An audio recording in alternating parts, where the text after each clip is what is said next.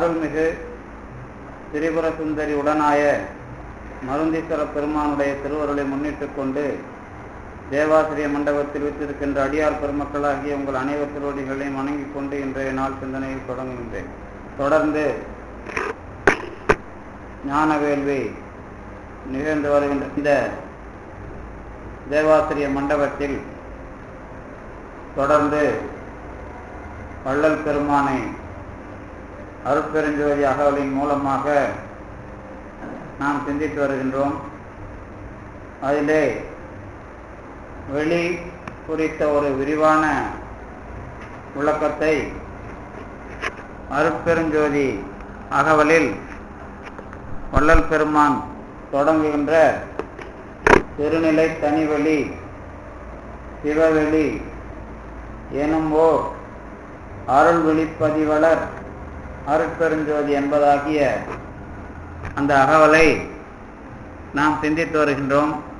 அதிலே ஒரு அடிப்படை சிந்தனையை நான் உங்களுக்கு தொடர்ந்து ஏறக்குறைய ஒரு 4 வாரமாக நாம் சிந்தித்தோம். அதாவது திருநிலை தனிவெளி என்பதாகவும் சிவவெளி என்பதாகவும் அருள் வெளிப்பதி வளர் அருட்பெருஞ்சோதி என்பதாகவும் சொல்லப்படுகின்ற அந்த 3 வகையான விளக்கமும் ஒரே வெளி என்பதை பற்றிய குறித்த சிந்தனை என்பதையும், அந்த வெளி என்பதை அடையாளம் காட்டுகிற ஒரு அடிப்படையில் கடவுள் அடையாளம் நமக்கு எப்படி அமைகிறது என்பதையும் நான் உங்களுக்கு குறிப்பிட்டு காட்டியிருந்தேன். ஏன் அதை அப்படி காட்டினேன் என்றால், உங்களுக்கெல்லாம் தெரியும், வள்ளல் பெருமான் சிதம்பர ரகசியம் பார்க்கிறார். சிதம்பர ரகசியம் நாமெல்லாம் போய் பார்க்குறோன்னு வச்சுங்களேன். இப்போ சிதம்பர ரகசியம் நீங்கள் பார்க்குறீங்க. பொதுவாக நடராஜ பெருமானையே நீங்கள் பார்க்குறீங்க அப்படின்னு வச்சுங்களேன்.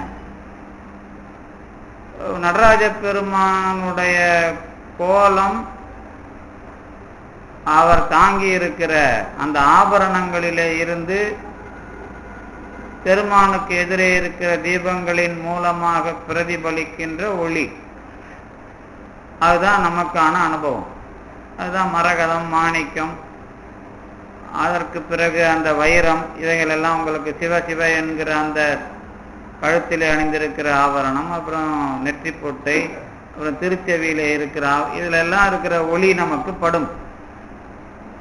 அப்போ ஒரு விதமான வடிவம் நமக்கு அதில் புலப்படும். இது எதிரே இருக்கிற ஒளி பட்டு நமக்கு தெரிய வருகிற ஒரு காட்சி. இது நடராஜ பெருமான் மீதான காட்சி. உங்களுக்கெல்லாம் தெரியும், திருக்கோயில் வழிபாடு செய்கிறவர்களுக்கு இது முக்கியமான விஷயம். போய் சாமி முன்னாடி நின்னா, சாமிக்கு தீபம் காட்டும் போது கண்ணை மூடிக்கிட்டு கழுத்துல தலையில எல்லாம் அடிச்சுக்கின்னு சாமி கும்பிட்ற ஒரு முறையை நீங்க பார்ப்பீங்க. ஜோதி காட்டும் போது இவன் கண்ணை மூடிக்கிட்டு கழுத்துல அடிச்சுக்கிட்டு தவடையில அடிச்சுக்கிட்டு அப்புறம் தலையில அடிச்சுக்கிட்டு சாமி கும்பிட்றதுல அது ஒரு ஒரு ஒரு ஒரு செயல்முறையா சில பேர் கடைபிடிப்பாங்க. இன்னொரு முறை என்ன என்றால், அதுல தீபாராதனை செய்கிற சிவாச்சாரியாருக்கு அந்த பொறுப்பு உண்டு. பொதுவாக நான் திருக்கோயிலுக்கு போனால் முதல்ல நீங்க இது நாம எல்லாருக்கும் நல்லது, இது அதுலதான் இந்த உண்மையை சொல்றேன்.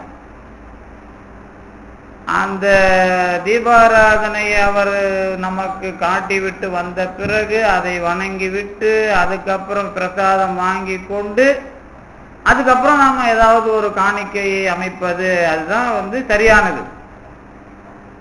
அது தீபாராதனை வரும்போதே கையில ஒரு நோட்டை கையில பிடிக்கும் போதே பூ ஒரு மாதிரி வரும், அது ஒரு மாதிரி வரும் அப்படிங்கிற மாதிரியான நடவடிக்கைக்கு நம்ம அதை மாத்திட்டோம். இது ஒரு பக்கம். இன்னொரு பக்கம் தீபாராதனைய குனியாம நிமிராம அப்படியே சில பேர் அவங்களுடைய தன்மையில, அதாவது நான் ஒரு திருக்கோயிலுக்கு சமீபத்தில் போனேன். இங்கேயோ நம்ம இது நினைக்கிறேன், திருமுல்லை வாயில். அந்த சிவாச்சாரியார் வந்து அம்பாளுக்கும் சரி பெருமானுக்கும் சரி அப்படியே குனிஞ்சி திருவடியிலிருந்து திருமுடி வரைக்கும் தூக்கி காட்டி மறுபடியும் திருவடி வரைக்கும் காட்டி அதை தீப தரிசனம் அந்த உருவத்தை நமக்கு காட்டுவார். அப்பதான் நம்ம பார்த்து சோகமா இருக்கிறவங்களுக்கு ஒரு தெம்பை கொடுக்கிற ஒரு மூர்த்தமா அந்த கடவுள் மூர்த்தம் நமக்கு தெரியும். சில பேருக்கு ஆனந்தமா தெரியும். இப்படிதான் அப்பரடிகள் வந்து பெருமான் கேட்கிறான், நடராஜரை சொல்றார், என்னைக்குப்பா வந்த அப்படின்னு கேட்கிறான்.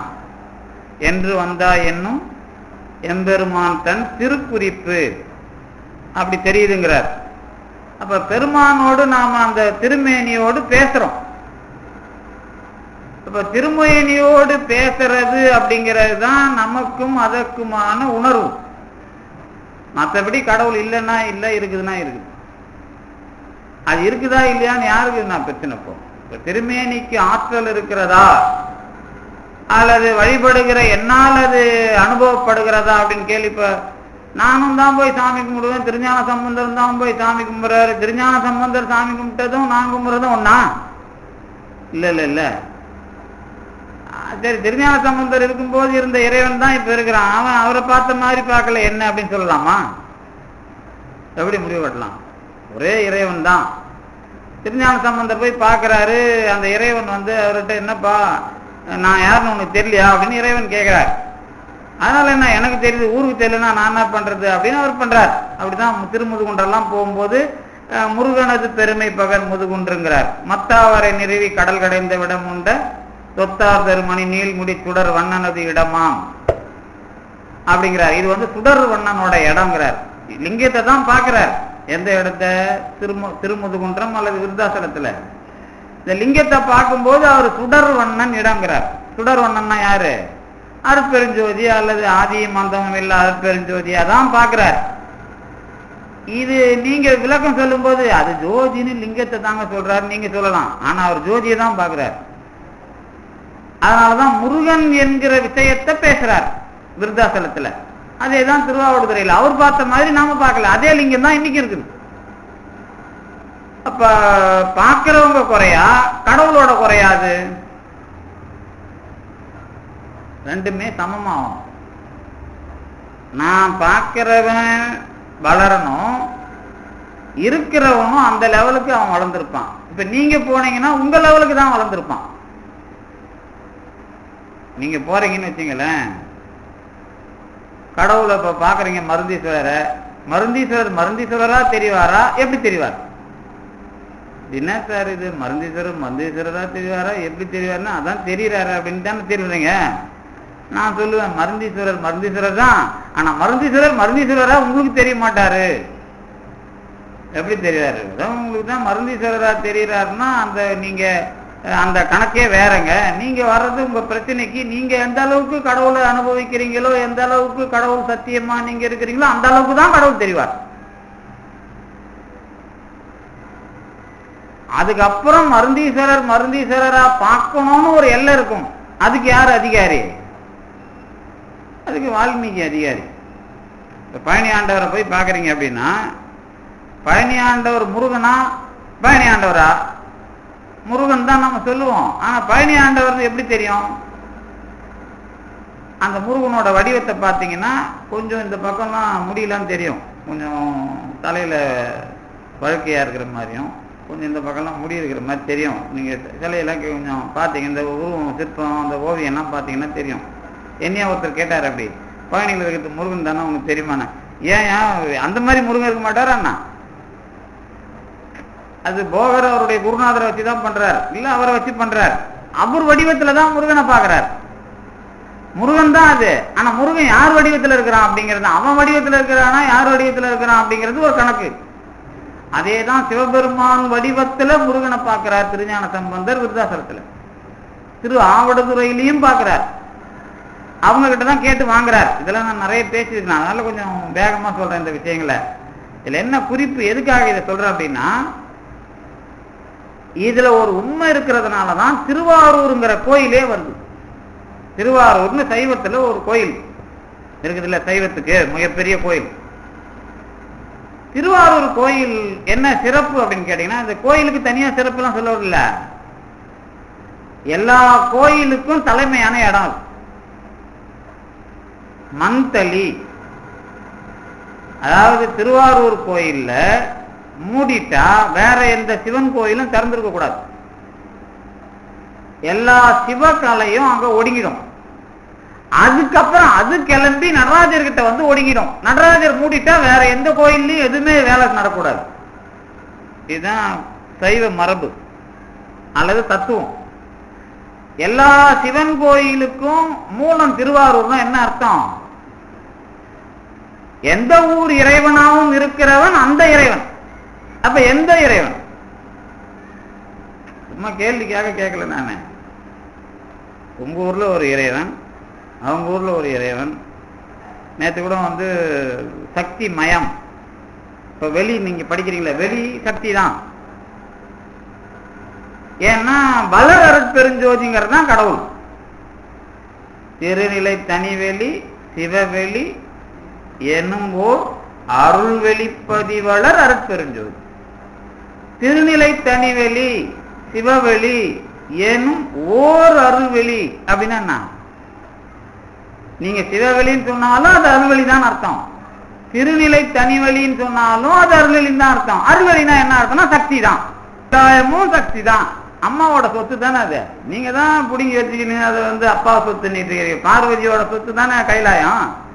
இவர்கிட்ட ஒண்ணும் இல்லையா? கோவணம் கட்டிக்கிட்டு இவர் இடுப்புல புளித்தோலை ஆடையை கட்டிக்கிட்டு தண்ணியை தையில வச்சுக்கிட்டு இடம் கிடைக்குமா நாலஞ்சு அம்மாவை கல்யாணம் பண்ணதுனால அவருக்கு வந்த சொத்து அது. அதாவது சைவ மரபுலையும் சொத்து வந்து கடவுளுக்கு யாருக்கு, சிவனுக்கும் கிடையாது முருகனுக்கும் கிடையாது. அவங்க கொடுக்குற சொத்தை தான் இவங்களுக்கு அது கிடைக்குது. இப்ப கைலாயம் அப்படிங்கிறத நாம எதுக்கு அடையாளமா சொல்றோம் அப்படின்னா, அந்த வளர் அருட்பெருஞ்சோதிய உணர்றதுக்கு உரிய வடிவம் அது. இப்ப பொன்மலை அதானே, அது பொன்மலை, அந்த வெள்ளி திகிரி இதெல்லாம் கைலாயம் தான். அது என்னன்னா ஜோதி என்பதை வந்து நமக்கு வடிவம் அடையாளம் அல்லது வளர் அருட்பெருஞ்சோதியினுடைய ஒரு குறியீடா அதை நாம் அனுபவிக்கிறோம். அதுதான் கடவுள். கடவுள் அப்படின்னா என்னன்னு கேட்டீங்கன்னா, நல்லா நீங்க எப்பவுமே ஞாபகத்தில் வச்சுக்கணும். நான் படிச்சு பல தடவை எல்லாருக்கும் சொல்லியிருக்கிறேன். இந்த நம்ம வகுப்புல அது முக்கியமான அடிப்படை. என்ன அடிப்படை அப்படின்னு கேட்டீங்கன்னா, உங்களுக்கு நீங்க பேசுற எந்த ஒண்ணும், கடவுள் பத்தி பேசுற எந்த ஒண்ணும், கடவுள் அப்படிங்கிற இலக்கணத்தை முடிவு பண்றதுக்கு உதவுறது இல்லை. என்ன? கடவுள் அப்படிங்கிற இலக்கணத்தை முடிவு பண்றதுக்கு இல்லை.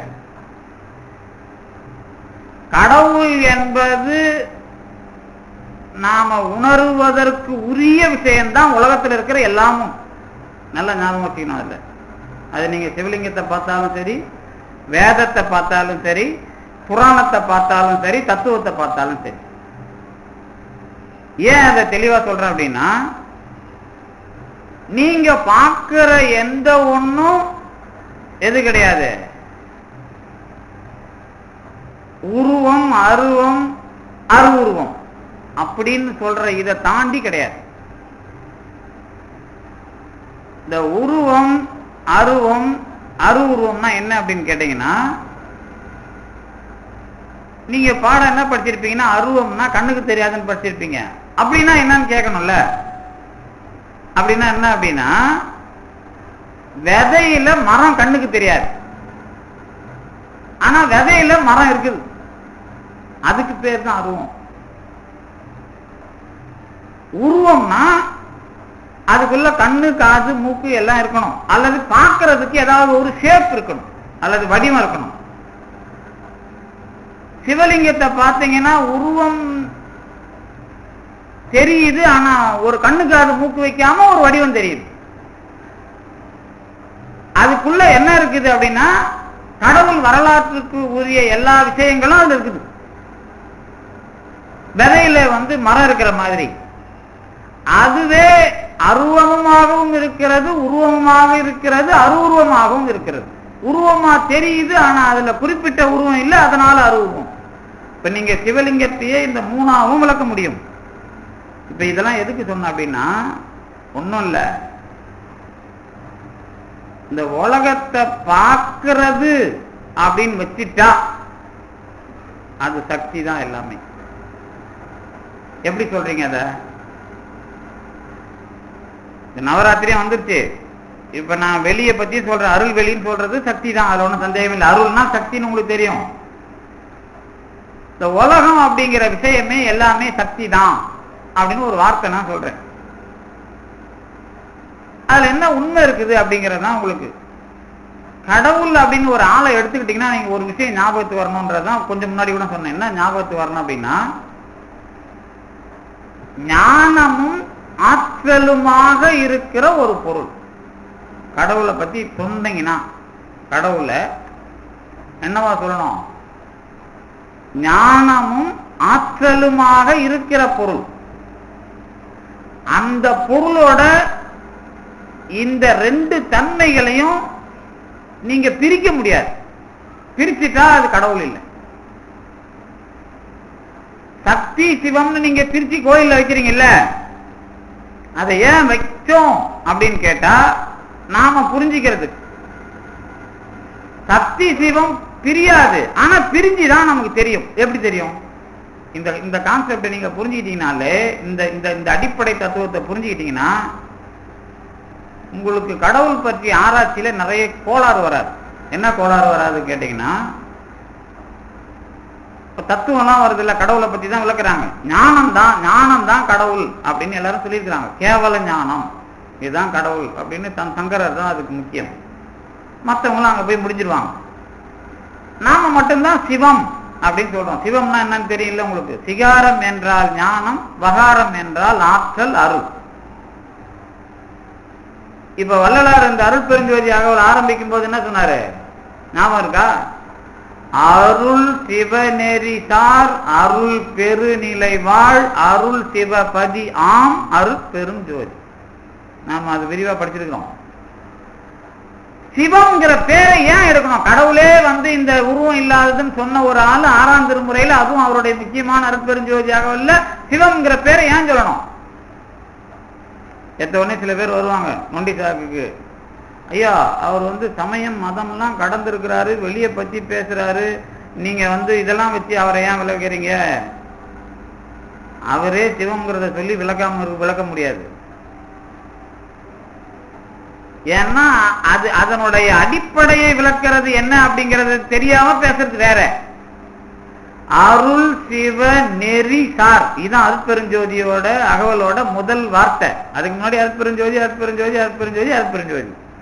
அது ஏன்றது நம்ம நிறைய படிச்சிட்டோம். அருள் சிவ நெறி சார் இதுதான் தொடங்கினார்.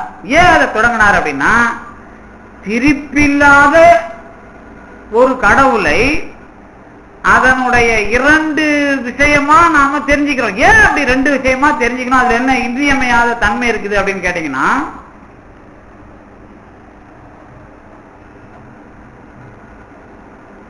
உலகத்துல நாமெல்லாம் மனிதர்கள் தானே? மனிதர்கள் தானே? ஆமா, மனிதர்கள் தான். இதுக்கு அயலா இருக்கிறதுலாம்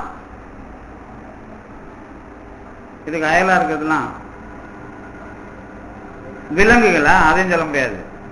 ஒரே பேர்ல என்னன்னு சொல்லலாம்? உயிரினங்கள். அதான சொல்லுவோம். விலங்கு, பறவை, மரம், மனிதன், இதெல்லாம் என்னன்னு சொல்லணும்? பிரிக்காம சொல்லணும். உயிரினங்கள். சரி, உயிரினங்கள்னா என்ன? உயிரினங்கள்னா என்ன? உயிரினம்னா வாழறது. ஏதாவது ஒரு வகையில தான் இருக்கிறேன் என்று ஒரு பொருளை அடையாளம் காட்டுகிற ஒரு உடம்பு உண்டு. மரத்துக்குள்ள உயிர் இருந்தாதான் அது வளருது. மனிதனுக்குள்ள உயிர் இருந்தாதான் வளர்றான். பாம்புக்குள்ள உயிர் இருந்தாதான் வளருது. அப்ப வளர்தல் என்பதை அடிப்படையாக கொண்டு இருக்கிற பொருள்களுக்கு உயிரினங்கள். மாறுதல் என்பது வளர்தல் தான். ஆனா வளர்தல் என்பதாக மாறுகிற பொருள்கள் என்ன பொருள்கள்? உயிரினங்களுக்கு அயலா இருக்கிறது என்னது? உயிரற்றவைகள். அவ்வளவுதானே? உயிர் அற்ற பொருள்களும் என்ன பண்ணுது? இயக்கம் அடைஞ்சுக்கிட்டு தான் இருக்குது. ஆனா 2 விதமான இயக்கம். தெளிவா தத்துவத்தை பிரிக்கணும். இப்ப இயங்கியல் அல்லது பொருள் முதல்வாதம் அல்லது இயக்க முதல் பொருள் முதல்வாதம் மார்க்சியத்தை சொல்லுவாங்க. எல்லாமே மாறிக்கொண்டிருக்கிறது என்பதுதான் மாற்றம் இல்லாதது. அப்படிதான் அவங்க சொல்லுவாங்க. மாற்றம் என்பது மாறாதது. இப்ப நாம எங்க கொண்டாந்து பிரிக்கிறோம்? அத உயிரினங்களுடைய மாற்றம் என்பது வளர்தல் என்ற பொருளை அடிப்படையாக கொண்டது. ஆனால் இயற்கை அல்லது உயிரற்ற பொருளுடைய வளர்தல் என்பது தேய்தலாக அல்லது உருமாறுதலாக அல்லது சிதைதலாக இயங்குகிறது. தெளிவா கருத்து. அப்ப இந்த ரெண்டு வித்தியாசம்தான் இந்த உலகத்துல இருக்கிற அடிப்படை வித்தியாசம். இதை தவிர இப்ப கடவுளும் கிடையாது. நமக்கு தெரிஞ்சது இது ரெண்டு தான். அப்ப என்ன சொல்லுவீங்க? இத உருவமும் உயிருமாக உலகம் இருக்கிறது. உலகம் எப்படி இருக்குது? இப்போ உயிர் தெரியாது. ஆனா உயிர் எப்படி தெரியுது? இப்போ உலகத்தில் இருக்கிற எல்லா பொருள்களும் மாறினாலும் வளருதல் என்பதை அடிப்படையாக கொண்டு உடம்பிலே மாற்றத்தை காட்டுகிற ஒரு தன்மை கொண்ட அதற்குள்ளே இன்னொன்று இருக்கிறது, அது உயிர். அவ்வளவுதான் விஷயம். அப்போ உருவமும் உயிருமாக இரண்டாக இருக்கிறது இந்த உலகம். இந்த இரண்டோட அடிப்படை தத்துவம் என்ன? உருவம் உயிர். இந்த ரெண்டோட அடிப்படை தத்துவம் என்ன? உயிர் உருவம் ரெண்டுத்துக்கும் அடிப்படை தானே. நான் தான் அடிக்கடி ஒரு வேடிக்கை கேட்பேன். உங்களுக்கு அறிவு இதான்னு கேட்பேன்ல, ஞாபகம் இருக்கா? உங்களுக்கு அறிவு இல்லைன்னு தெரியும்ல. எனக்கு தான் அறிவு இல்லை. உண்மைதான். அது யாருக்குமே இங்க அறிவு கிடையாது. எப்படி சொல்றீங்க? கண்ணால தெரிகிற எந்த ஒண்ணுக்கும் அறிவு கிடையாது. இப்ப உங்களுக்கு அறிவு தான். நான் எதை வச்சு கேட்டேன்? உயிரை வச்சா கேட்கிறேன். உயிர் உள்ள இருக்குது. உங்க கண்ணுல பார்க்கிற எந்த பொருள்களுக்கும் இது என்று சொல்லி அறியப்படுகிற எந்த பொருளுக்கும் அறிவு கிடையாது. அதான் உருவம். ஆனா இல்லாத ஒரு விஷயத்தை தாண்டி இருக்கிறதா ஒண்ணு இருக்குது இல்ல, அததான் நம்ம வளர்ச்சின்னு கொஞ்ச நேரத்துக்கு முன்னாடி சொன்னேன். அதுதான் உயிர். இப்ப இந்த ரெண்டையும் இப்ப எதை வச்சு பிரிச்சிருக்கிறேன்? கொஞ்ச நேரத்துக்கு முன்னாடி சொன்னது வேற, இப்ப சொல்றது அதேதான். ஆனா வேற மீனிங்காக என்ன இப்ப சொல்லிக்கிறேன்? அறிவை வச்சு வேற வேற தெரியுது. சரிதானே? முன்னாடி வளர்ச்சியை வச்சு இயற்கை பொருள் காட்சியை வச்சு இந்த அறிவு இல்லாததுன்னு இப்ப பிரிக்கணும். எத? உலகத்தை. இந்த அறிவு உள்ளது அறிவு இல்லாததுன்னு சொன்னீங்கல்ல, ரெண்டு இருந்துட்டு தானே இருக்குது. இருக்குது சார், இல்லாம இல்ல. இப்ப கடவுள் இருக்கிறார், எப்படி இருப்பார்? கடவுள் அறிவாளியா அறிவு இல்லாதவரா? அறிவு இருக்குதா அவருக்கு? கடவுளுக்கு அறிவு இருக்குதா? என்ன சார், அறிவு இருக்குது கடவுளுக்கு. சரி பரவாயில்ல, இருந்துட்டு போட்டோம். ஆனா உலகத்துல கடவுள் இல்லாத இடம் எதுவுமே கிடையாது. இல்ல இல்ல. இப்ப அறிவில்லாத பொருள்ல கடவுள் இருக்கிறாரா இல்லையா? அவர் தான் அறிவாளிட்டீங்க. அவர் எப்படி அது இருக்க முடியும்? அப்புறம் எப்படி இருப்பாரு? அவர் விட்டு போயிடலாமா? அத கடவுள் இல்லாதது எந்த பொருளும் உலகத்துல கிடையாது. அறிவில்லாத பொருளிலேயும் அவர் இருக்கிறார். எப்படி இருப்பார்? ஆற்றலா இருப்பார். அப்ப கடவுள் பிரிஞ்சும் இல்ல, எல்லாத்துக்குள்ளே இருக்கிறார், அதனுடைய தன்மையிலே இருக்கிறார். அதுல அவருடைய ஆற்றல் தான் தெரியுது, அறிவு தெரியல. இப்ப எனக்குள்ள இருக்கிறார். இப்ப எனக்கு என்ன தெரியுது? என்னோட அறிவுல அறிவாளியா இருக்கிறார். இதனாலதான் பாம்பன் சாமி அறிவுக்கு அறிவே இறை சத்ஸ்வரூபம் அப்படின்னு போட்டார். அறிவினுக்கு அறிவான பொருளே அப்படின்னு சொல்றது. இதெல்லாம் நமக்கு அந்த அறிவை வச்சு கடவுளை சொல்றதுலாம் இதுக்குதான்.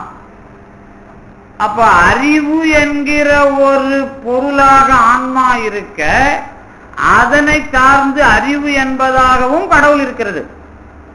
அறிவு இல்லாத பொருள்களிலேயும் கடவுள் இருக்கிறது. அதிலே ஆற்றலாக இருக்கிறது. பிரிஞ்சு இருக்குதா சேர்ந்து இருக்குதுன்னு தனித்தனியா சொல்லலாமா? மறுபடியும் அதே கோக்கி தான். எப்படி சொல்றது? அவர் ஒரே ஆள் தான். ஆள் ஆண் பெண்ணு கிடையாது. கடவுள் என்ற பரம்பொருள் ஆற்றல் பொருள்களில் ஆற்றலாக மட்டும் தெரிகிறது. அதில் அறிவு இருக்கிறது. ஆனால் அதுல அறிவு இருக்கிறது என்பது எப்ப தெரியும்? இப்ப இதுல அறிவு இருக்குதா இல்லையா? இதுவும் குழப்பம். இதை காட்டக்கூடாதா? இது சரி, மைக்கு அறிவு இருக்குதா இல்லையா? மைக்குக்கு சுத்தமா அறிவு இல்லை, சரிதானே? மைக்குக்கு அறிவே இல்லை. இந்த மைக்கில் அறிவு இருக்குதா இல்லையா அப்படின்னு கேட்டா அறிவு இல்லைன்னு தெளிவா சொல்லிட்டோம். ஆனா மைக்கில் அறிவு இருக்குதுன்னு நான் சொல்றேன். அது வாயை திறந்ததுன்னா என்னையும் இந்த 10 வருஷமா வச்சுன்னு ஓட்டிங்கிறானுங்க சார், என்ன அப்புறம் அசிங்க சிம்மா சொல்லுமா? சரி விடு, அது எதுக்கு நாம அசிங்க சிம்மா மைக் மாதிரி நாம பேசிக்கிட்டு. இப்ப இந்த மைக்கு ஆனந்தமா சிரிக்குமா அழுவுமா? எப்படி தெரியும் உங்களுக்கு? இந்த மைக்கோட நிலவரம் தெரியுமா தெரியாதா சார்? இப்ப நீங்க ஒரு இந்த நம்ம சென்னை இருக்குல்ல, சென்னையை ஒட்டி படப்பை மலை இருக்குல்ல, அந்த பக்கம் போனீங்கன்னா மணிமங்கலம் அந்த மலைலாம் இருக்கும். அதுக்கு பக்கத்துல கல்லுலாம் கிடக்கும், வெள்ளை வெள்ளையா சுண்ணாம்பு கல் மாதிரி. அதை உடச்சி பார்த்தீங்கன்னா அதுக்குள்ள ஒரு ஒரு செடி இருக்கும் அல்லது ஒரு பூச்சி இருக்கும். அதை எடுத்து பார்த்தீங்கன்னா 1 லட்சம் வருஷம் அப்படின்னுவாங்க. அப்புறம் அங்க இருக்கிற கல் எடுத்தீங்கன்னா அங்கேயே 4-5 விதமான கல் இருக்கு. அதை அனுப்பிச்சிங்கன்னா 5 லட்சம் வருஷம் கல் அப்படின்பான். இந்த கல் 5 லட்சம் வருஷம் கார்பன் ஆண்டுன்னு சொல்றாங்களா இல்லையா? அப்ப அதுல ஒரு விஷயத்தை அவன் கண்டுபிடிக்கிறானா இல்லையா? அதே மாதிரி இதோட நிலவரம் இது என்ன, இதுக்குள்ள இருக்கிற கடவுள் இது நிலவரத்தை அவன் சொல்லுவான்ல, அதை எப்படி கண்டுபிடிக்கிறது? இதுதான் அருட்பெருஞ்சோதியில நான் தொடக்கத்திலே சொல்லியிருக்கிறேன். ஆனா இந்த உதாரணத்து மூலமா சொல்லல, வேற மாதிரி சொல்லியிருக்கிறேன். ஆனா நான் கடவுளோட சேர்ந்தனா இதுல இருக்கிற கடவுளோட பேசுவேன். அப்ப இதுங்கிட்ட எத்தனை பேர்லாம் பேசணும், நான் பிறக்கிறதுக்கு முன்னாடி பேசினதும் எனக்கு தெரியும், இதுல பேசிட்டான். அப்படி இல்லைன்னா இங்க திருஞான சம்பந்தர் பாடின இடம் எனக்கு தெரியும், நான் கடவுளோட கலந்து பேசினா. ஏன்னா இந்த கல்லுல கடவுள் இருக்கிறார், இங்க திருஞான சம்பந்தர் அதை தடையிட்டு போயிருப்பார். அப்ப நான் அந்த இறைவனுக்கு தான் தெரியும், அந்த கல்லுக்கு தெரியாது, அறிவில்லை. அதுல இருக்கிற இறைவனுக்கு அறிவு இருக்குது. இப்ப நானும் கடவுளோட கலந்தேன்னா இந்த கல்லுல திருஞான சம்பந்தர் என்ன மாதிரி தடவினாருன்னு எனக்கு தெரியும். அதுவும் இருக்குது, நானும் இருக்கிறேன். இப்ப எல்லாம் ஒண்ணுன்னு கிடையாது, எல்லாத்துக்குள்ளேயும் இருக்கிற கடவுளை நான் தொடர்பு கொள்ள முடியும். இதுல இன்னொரு ரகசியம் சொல்றேன் கேளுங்க. அதாவது நிறைய பேருக்கு இதெல்லாம் குழப்பம் இருக்கு. என்னென்ன குழப்பம் இருக்குன்னா, மருந்தீஸ்வரர், கபாலீஸ்வரர், திருவாரூர் இறைவன், அதான் ஆரம்பிச்சேன். அதுல என்ன பிரச்சனை இருக்குது உங்களுக்கு? மருந்தீஸ்வரர், கபாலீஸ்வரர், திருவாரூர் இறைவன், அப்புறம் இன்னும் என்ன ஊர் இறைவன் உங்களுக்கு தெரிஞ்ச திருக்கழுகுன்றம், அப்புறம் என்னென்ன ஊர் தெரியுதோ அந்தந்த ஊர் இறைவனை நீங்க ஞாபகம் வச்சுங்க. இப்ப மருந்தீஸ்வரரும் கபாலீஸ்வரரும் ஒன்னா வந்தா எப்படி இருக்கும்? என்ன சார் கடவுள் ஒருத்தர் தானே சார், யாராவது ஒருத்தர் தானே சார் வரணும் அப்படின்னு சொல்லுவீங்களா? நீங்க சொல்லுவீங்களா? சொல்ல மாட்டீங்களா? நீங்க அந்த மாதிரி கேள்வி எல்லாம் கேட்டதில்லை சார். நீங்க தான் சார் இப்படி விதண்டாவாதமா எதையாவது கேள்வி கேட்டீங்க, பிராமணா வாங்குறீங்க, அதானே? மருந்தீஸ்வரன் கபாலீஸ்வரம் வந்தா எப்படி இருக்கு? ஏன் இப்படி கேது கூடாது, நினைச்சு பார்க்க கூடாது? என்ன மருந்தீஸ்வரன் கபாலீஸ்வரம் சேர்ந்து வருவாங்களா, வரமாட்டாங்களா? வருவாங்க. மருந்தீஸ்வரர் வேற, கபாலீஸ்வரர் வேறவா? ரெண்டு ஒண்ணு. அப்புறம் எப்படி தனித்தனியா வருவாங்களா, ஒன்னா வருவாங்களா? வருவாங்கன்னு அதுக்கும் பார்த்து சொல்லிட்டீங்க. ரெண்டு பேரும் ஒண்ணுங்கிறீங்க. இப்ப குழப்பம் வருதா இல்லையா? ஒன்னா வருவாங்களா, ரெண்டா வருவாங்க? ஆனா ஒருவர்னு எப்படி சொல்றீங்க? கடவுள் ஒருவர், ஆனா மருந்தீஸ்வரர் வேற, கபாலீஸ்வரர் வேற. ரெண்டு பேரும் ஒருவர் எப்படி சொல்றது? அதாவது இது கேள்வியா கேட்டாதான் சிக்கலா தெரியும். நீங்க இதெல்லாம் வேணாம் சார், நாங்க சாமி கும்பிட்டு போறோம், ஆள விடுங்க சார். அதாவது கபாலீஸ்வரர் என்பவர் எந்த நோக்கத்தில் யாரால் அதாவது நம்ம உலகத்துக்கு அடையாளப்படுத்தப்பட்டாரோ அதுதான் அவருடைய எல்லை. இது முதல் எல்லை. இரண்டாவது எல்லை, அங்க எத்தனை நல்லவர்கள் போனார்களோ அத்தனை நல்லவர்களை வச்சுக்கிட்டு கபாலீஸ்வரர் அருள் பாலிப்பார். இது ரெண்டும் தான் கடவுளுக்கே தகுதி. கடவுளுக்கு தகுதியை நீங்க சொல்ல முடியாது, ஆனா இங்க இருக்கிற கடவுளுக்கு தகுதி சொல்ல முடியும் என்னால. எந்த கடவுளுக்கு? உள்ள இருக்கிற லிங்கத்துக்கு என்னால தகுதி சொல்ல முடியும். எப்படி சொல்றீங்கன்னு கேக்குறீங்களா? திருஞான சம்பந்தர் திருச்செங்காட்டங்குடி போறார். திருச்செங்காட்டங்குடி எது? நம்ம திருத்தொண்டர் வாழற ஊர். சிறு தொண்டர் அந்த குழந்தைய வெட்டி பலி, அதாவது கறி சமைச்சு போடுறதுக்கு முன்னாடி போறார். யாரு? ஒரு வாரம் முன்னாடி திருஞான சம்பந்தர் அந்த ஊருக்கு. அதுக்கப்புறம் அந்த ஊரை விட்டு வெளியே வந்துடுறார். மறுபடியும் அந்த கறியை சமைச்சு அது கடவுள் வந்து சாப்பிட்டு அந்த அருள் வரலாறு நடந்த பிறகு மறுபடியும் போறார். 2 தடவை போறார். இதெல்லாம் ரத்ன கொஞ்சம் விரிவா அதை எழுதி ஆராய்ச்சி பண்ணியிருப்பாரு. அவர் தான் அந்த இடத்துக்கு வந்தவர் இந்த மாதிரிலாம் சிந்திக்கிறதுக்கு. அதாவது திருஞான சம்பந்தர் போய் செங்காட்டங்குடியில நிக்கிறார். திருச்செங்காட்டங்குடிக்கு பக்கத்துல இருக்கிற ஊர்ல இருக்கிற சிவபெருமான் அங்க வந்து உட்காந்துக்கிறான்.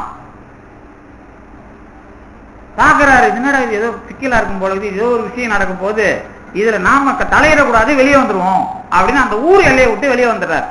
என்னன்னா திருச்செங்காட்டங்குடியில நடக்க போற வேலை பலுவான வேலை. பலுவான வேலை அப்படின்னா என்னன்னா அந்த குழந்தைய அரிஞ்சி சமைச்சு மறுபடியும் குழந்தைய கொண்டு வரணும்.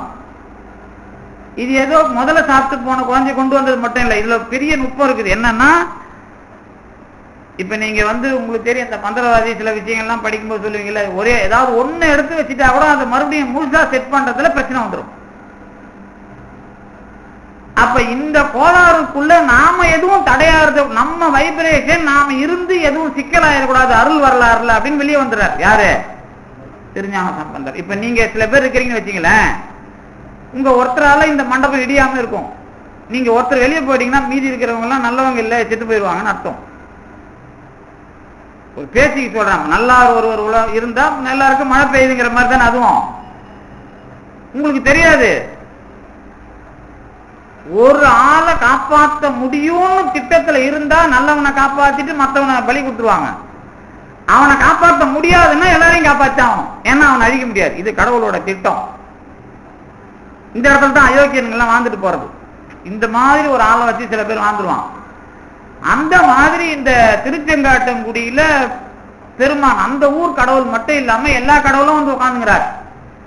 உட்கார்ந்தப்ப திருஞான சம்பந்தர் வெளியே வந்துடுறாரு. கடவுள் வந்து அந்த பலி கொடுத்து முடிஞ்சிட்டு அதுக்கப்புறம் போய் திருஞான சம்பந்தர் அந்த குடும்பத்தெல்லாம் பார்த்துட்டு வர்றார். எதுக்கு சொல்றேன் அப்படின்னா, அந்த நிகழ்ச்சியை நடத்துறதுக்கு அந்த ஊர்ல இருக்கிற இறைவனுடைய ஆற்றல் மட்டும் பத்தல, போதல. அந்த ஆற்றல் போதாததுக்கு பக்கத்தூர் இறைவன் மட்டும் வந்தாலும் பத்தல. ஒரு 2-3 ஊர் இறைவன் வந்து நின்றுதான் அந்த வேலை நடக்குது. இது ஒரு வரலாறு. இன்னொரு வரலாறு திருஞான சம்பந்தர் வரலாறுல திருஞான சம்பந்தரும் திருநாவுக்கரசரும் கடைசியா பேசிக்கிறாங்க. எங்க நம்ம வேதாரண்ய திருமறைக்காடுல பேசிக்கிறாங்க. என்னன்னு பேச, அங்கெல்லாம் போகாதீங்க, அந்த பசங்க சரியில்லை, நாளும் கோலும் நல்லா இல்ல, நீங்க கொஞ்சம் தயவு செஞ்சு இந்த பிரச்சனையை இப்போதைக்கு கை விட்டுருங்கன்னு யார் சொல்றது? திருநாவுக்கரசர் சொல்றார். அவர் தான் கதவு திறக்க பாண்டவர். அவர் சொன்ன பிறகு திருஞான சம்பந்தர் சொல்றார், அதெல்லாம் பரவாயில்ல, அவை நல்ல நல்ல அப்படிங்கிறார். அப்புறம் போறாருல்ல, வேதாரண்யத்திலிருந்து அவங்க வந்து கூட்டிட்டு போறாங்க, மதுரைக்கு போறார். மதுரையில பந்தல இவர் இருந்த வீட்டை எரிக்கிறாங்க, திருஞான சம்பந்தர் தங்கன வீட்டை. அதுக்கப்புறம் வாதம் நடக்குது. எல்லாமே வரலாறு உங்களுக்கு தெரியும். திருஞான சம்பந்தர் மதுரையிலிருந்து எந்த ஊரை பாடினார்னு யாருக்காவது தெரியுமா? மதுரையில தானே போய் நிக்கிறாரு. அங்கதானே மீனாட்சி சுந்தரேஸ்வரர் என்கிற பெருமான் எல்லாம் உட்காந்துங்கிறாரு, ஆலவாய் அழகன் எல்லாம் உட்காந்துங்கிறாருல. எங்கேயாவது பாடினாரா? போகமார்த்த பூன்முலையால் தளிரில வளரொலி எல்லாமே திருநள்ளாறு கடவுள் மேலதான் பாடுறாரு. யாராவது இந்த கேள்வி கேட்டோமா? எங்க மதுரைக்கு போய் மதுரையில இருக்கிற கடவுளை வச்சுட்டு ஜெயிக்கணும், ஏன் திருநள்ளாறு கடவுளை கூட்டின்னு வந்து ஜெயிக்கிறார்? யாராவது கேள்வி கேட்டீங்களா? பாட்டு பாட தெரியாத பாடுறாரா? அந்த ஊர் கடவுளுக்கு பேலன்ஸ் இல்லை, விட்டா தோத்துருவான் போது, தனியா விட்டா தோத்துருவான். 2 நுட்பம் இருக்குது அதுக்குள்ள. இந்த மாதிரி விஷயத்தெல்லாம் முழுமையான கடவுளை வச்சுதான் ஜெயிக்க முடியும். அந்தந்த ஊருக்கு விட்டு கடவுளை வச்சுதான் ஜெயிக்க முடியாது. கடவுள் பெரியவன் தான், ஆனா இங்க இருக்கிற கடவுள் உங்க அளவுல தான் இருப்பான். நீங்க நல்லவங்களா இல்லைன்னா இந்த கடவுள் அவ்வளவுதான். அவரை வால்மீகி உருவாக்கினா இருப்பார், அந்த அளவுல தான் இருப்பார். நாம நல்லவங்களா இருந்தாதான் இவர் ஓங்கி அரசாளுவார். இல்லைன்னா அதனால்தான் வல்லரசு பெருஞ்சோதிங்கிறதுல அதுல ஒரு அர்த்தம் இருக்குது. நீங்க கடவுள்ங்கிறவரு ஏதோ பெரிய ஆளாவே காட்டிட்டு இருப்பாரு நினைக்க கூடாது. உங்க அளவு எந்த அளவோ அந்த அளவு தான். அப்ப திருநள்ளாரை ஏன் கூப்பிட்டார் தெரியுமா? அவரு அங்கதான் முழு ஆற்றல் இருந்தது. முழு ஆற்றல் எது? சுத்தம். நீங்க வேதம் உபநிடதெல்லாம் படிச்சிருப்பீங்க. நல்ல நான் நடத்தின ஞாபகம் இருக்குதா? நாரதருக்கு கந்தன் சொன்ன உபதேசத்துல கடைசியா என்ன சொன்னான்? தகராலய ரகசியத்துக்கு சுத்தம் தாம்பா எல்லாத்துக்கும் அடிப்படை. என்ன சுத்தம் எங்க வருது? சுத்தத்தோட அடையாளம் எது? சுத்தத்தோட அடையாளம் எது? தர்ப புல்லு. தர்பாரண்யேஸ்வரர் யாரு? திருநள்ளாரர். தர்பாரண்யேஸ்வரர்னா யாரு? சரவணன் தான். வேற யாரு? சரவண பொய்கை அப்படின்னா தர்ப கொலன்னு அர்த்தம். தர்பாரண்யேஸ்வரர் தான். நீங்க சிவனை சிவனன்னு சொல்லிட்டு இருக்கிறீங்க. சிவன் தான், ஆனா அதுல இருக்கிற முழுமையான பரம்பொருள் முருகன். அதுக்காக சிவன் முருகன் சண்டை போட்டுக்காதீங்க. கடவுள் என்பதை நீங்க படிக்கிறது சிவன் முருகன் அப்புறம் 6 முகம் 5 முகம் இதெல்லாம் படிச்சீங்க. ஆனா கடவுள் என்பதாக வரும்பொழுது அதனுடைய முழுமையை வச்சுக்கிட்டு ஜெயிக்கிறார். யாரு? திருஞான சம்பந்தர். அப்ப மதுரை இறைவனை பாடவே இல்லையா? நீங்க எடுத்து போய் பாருங்க. மறுபடியும் வீட்டுக்கு போய் திருஞான சம்பந்தர் பதிக மதுரையில எதெல்லாம் பாடினாருன்னு பாருங்க. அந்த அம்மாவையாவது பாடுறாரு. யார? மங்கையர்க்கரசியார பாடுறார். அந்த இது கூட மதுரை பெருமான காணும். நீங்க எடுத்து பாத்தீங்கன்னா தெரியும். ஏன்னா மங்கையர்க்கரசியாருக்கு பவர் இருக்குது. எப்படி இருக்குது? அந்த அம்மா தானே கோயிலை முழுகுறாங்க, அந்த அம்மா தானே கோயிலை கழுவுறாங்க, அவ்வளவு பெரிய கோயில. அப்புறம் குலச்சிறையார் தானே தூப தீபெல்லாம் காட்டுறாரு, ஒட்டனை அடிக்கிறாரு. இந்த 2 பேரை தவிரதான் சாமி யாரும் கும்பிடலையே. அந்த 2 பேரை வச்சுதானே அந்த இடத்திலுடைய அருள், அந்த பவர் தான் இருக்குதாங்க. யாரு? அந்த 2 பேரோட ஆற்றல்ல தான் கடவுள் இருக்கிறார். இந்த விஷயம் திருஞான சம்பந்தர் வரலாறுல இருக்குது இல்ல. இப்ப நீங்க கடவுளை எப்படி பாப்பீங்க? இந்த ஊரை ஜெயிக்கிறதுக்கு முழுமையான ஒரு கடவுளை வச்சுக்கிட்டு ஜெயிக்கணும்னு திருஞான சம்பந்தர் வேலை பார்த்தாரு. கடவுளே தான் ஜெயிக்கிறதுக்கு ஒரு 4-5 கடவுள் வேணுங்கிறான். எங்க? திருச்செங்காட்டங்குடியில. இதெல்லாம் தெரிஞ்சாதான் நீங்க கும்பிடுற சாமி கிட்ட கிடைக்குமா கிடைக்காதான்னு உங்களுக்கு தெரியும். நீங்க சாமி பெரியவர் தான் எல்லாம் கொடுப்பாருன்னு டெய்லி தினத்தந்தி எடுத்தாலும் கடவுள் அதை கொட்டி கொடுக்குறாருன்னு ஊர்ல இருக்கிற எல்லா கடவுளுக்கும் எழுதுறான். தமிழ் இந்தி எடுத்தாலும் அவன் எழுதுறான், தினமலர் எடுத்தாலும் எழுதுறான், தினகரன் எவனும் சாமி கிட்ட வியாபாரம் பண்ணாம இல்ல. உங்களுக்கு நல்லா தெரியும். எல்லா பத்திரிகையிலையும் சாமி வியாபாரம் தெளிவா நடக்குது. இவங்கெல்லாம் யாரு இதுக்குள்ள இவங்க எவ்வளவு அளவுக்கு அந்த ஊருக்காக இந்த பத்திரிகைகள் மூலமா நல்லது நடந்திருக்குதுன்னு பாத்தீங்கன்னா எந்த ஊர்லயும் நடந்திருக்காரு. எந்த கோயிலையாவது வர்ற வருமானத்துல அந்த கோயிலை சுத்தம் பண்ணி வச்சிருக்குன்னு யாராவது கேட்டிருப்போமா? கேட்டிருக்க மாட்டோம். அது திருப்பதிக்கு இணையா வருமானம் வர்ற ராமேஸ்வரம் போனீங்கன்னா தெரியும். அவ்வளவு அக்கப்பூரம் அங்க இருக்கும். சாமியை நாம ஒழுங்கா பார்த்துட்டு வரணும். இந்த தடவை பார்க்க முடியாம ட்ரெயின் அவுட்டதான் மிச்சம். நான் இது எதுக்கு நான் சொல்ல வந்தேன் அப்படின்னா, அந்த மகாலய அமாவாசைக்கு நீங்க அவ்வளவு கூட்டம் அந்த ஊர் மாநிலத்திலிருந்து இந்தியா முழுக்க வராங்கல்ல, அந்த இடத்துல காசு வாங்குறமே, அந்த சாமி கும்பிடுறதுக்கு வழி பண்ணமா அப்படின்னு இல்லை. அதுக்காக எந்த பத்திரிகை இருந்து கிடையாது. வாயா நீ அதுல குளிச்சுட்டு போயா, நீ ஊந்து எழுந்துட்டு போ, அங்க இருக்கிறதுல பிறந்துட்டு போ. இதே வேலையா வியாபாரம் பண்றதுதான் பத்திரிகைகளோட வேலை. உங்களுக்கு நல்லா தெரியும். இதை தாண்டி நீங்க பாவியாவாதீங்க அப்படிங்கறதுதான் நம்மளுடைய ஆதங்கம். நான் தான் அடிக்கடி சொல்லுவேன், சாமி கும்பிடுறதுக்கு கோபுரம் வரைக்கும் ஓடிட்டா தப்பிச்சிங்க. சாமி கும்பிட உள்ள நீங்க பண்ற அட்டுழியத்துல வெளியில 100 கிலோ பாவத்தை சுமந்து வந்த நீங்க 150 கிலோ பாவத்தோட வெளியே போயிருங்க. ஏன் தெரியுமா? அது சாமியை எப்படி கும்பிடுறதுன்னு தெரியாது. அடுத்தவனை எப்படியாவது தள்ளி கிள்ளி அதை பண்ணி இதை பண்ணி நாம சாமி கும்பிடுறதுன்னு பண்றோம்ல, எப்படியாவது சாமி நம்மளை பார்த்து அங்க போய் சாமி கிட்ட ஒருத்தர் உழுவாரு. இது கந்தக்கோட்டத்துல பாத்தீங்கன்னா வேடிக்கை வேடிக்கையா இருக்கும். சாமி கிட்ட எப்படியாவது சாமி அதை அவர் கண்ணை அவரை பார்த்தோம்மா. ஏன்னா சாமி கண் தெரியாது பாரு, சாமிக்கு எல்லாம் தெரியுங்க. நான் கட்சியில ஏன் சாமி கிட்ட போய் நொட்டிக்கின்னு போறான்னு தெரியல. அது ஒண்ணு. கந்தக்கோட்டத்துல பாத்தீங்கன்னா படிக்கட்டுல முட்டியை தூக்கின்னு உட்காந்துருப்பான், கீழே உட்காந்துக்கிறோம், எந்த பக்கம் நிக்கிறோம்னா அதை பார்க்க முடியாது. இதெல்லாம் பாவம் எங்கிருந்து வரும்? அப்புறம் அவர் தீபம் காட்டும்போது அது ஒழுங்கா பார்க்க முடியாது. இப்பயும் பார்த்து பார்த்து சாமியை வெறுத்து எத்தனை கிலோ எத்தும் போனோம், எத்தனை கிலோ தூக்கின்னு வந்தோன்னு தெரியாம தூக்கின்னு வருவானோ. ஏன்னா நல்லா கேட்டுங்க, வெளியில இருந்து தப்பு பண்ணா கூட 10 கிராம் தான் ஏறி இருக்கும். நீ வெளியில பெக்க அயோக்கியத்தனம் கூட பண்ணிரு, 10 கிராம் தான் ஏறி இருக்கும். உள்ள வந்து 0ல தப்பு பண்ணா கூட 100 கிராம் எகிரிடும் பாவம்.